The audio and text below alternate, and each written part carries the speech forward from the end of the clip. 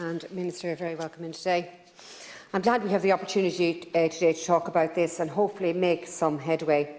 I welcome the Cabinet's decision yesterday to create a new subcommittee to oversee assistance being given to people fleeing Ukraine.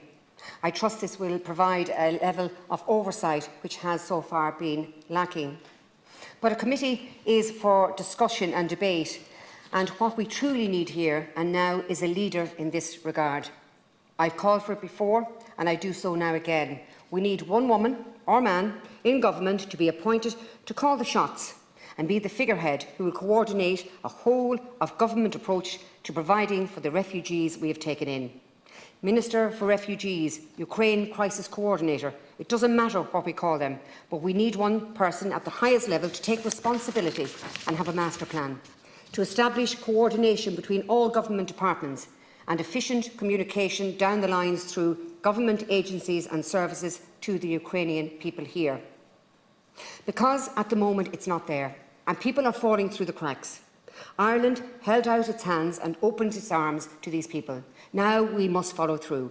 It's not good enough to pat ourselves on the back for taking X amount of refugees into the country if, once they get here, they're put away into hotels and student accommodations, and we rely on local authorities, volunteers and businesses to take it from there. There cannot be any passing the buck on this one. We're talking about people's lives here, and it's simply too important.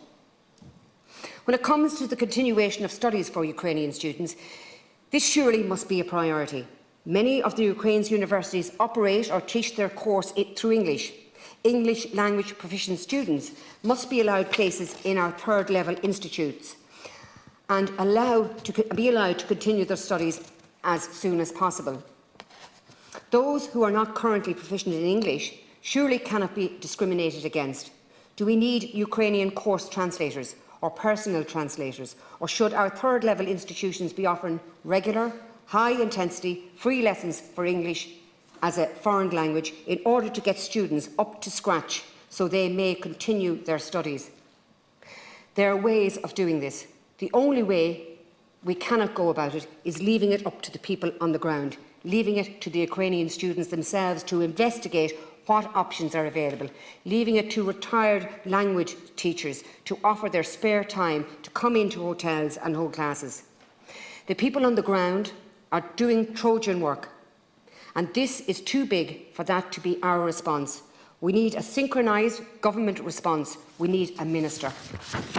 Of course, when it comes to our higher and further education systems, they were not without issue even prior to the war in Ukraine. Universities, technology institutes and colleges have long raised the issue of lack of funding as a major stumbling block when it comes to the carrying out of their functions. I understand that the Committee of Education, Further and Higher Education, Research and Innovation and Science has been examining the future funding of higher and further education over the past few months, and we all look forward to the report that will be prepared on foot of that.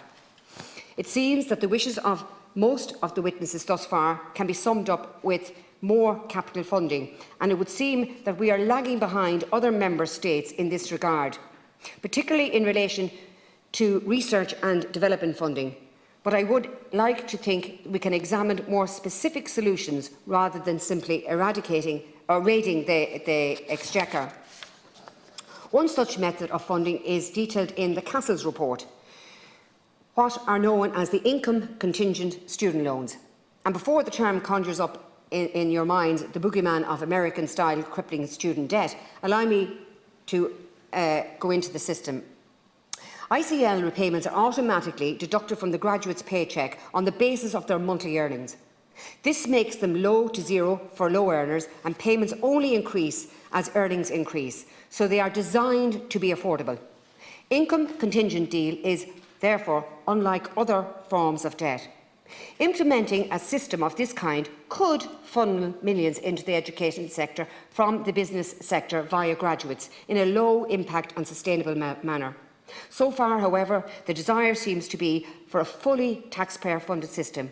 While this may seem attractive because it provides access to education at no upfront cost to the student, It is ultimately the most regressive approach, as it entails the biggest transfer of resources from those who have not benefited from a high education, the lower paid, and those who have the better pay.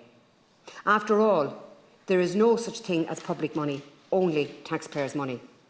And while we are still in need for a Minister for Refugees, we do have a Minister for Further and Higher Education. As Minister Harris approaches, and yourself approach your 2 years anniversary on your post, the future funding of third-level education still looms large as the enigma he must crack, and we eagerly anticipate what will come. And I want to thank you both, Minister Collins and Minister Harris. I think you've probably been, the two of you have probably been the most progressive ministers that I've seen in a portfolio for a long number of years, and I want to really put that on the record here of the House. Thank you.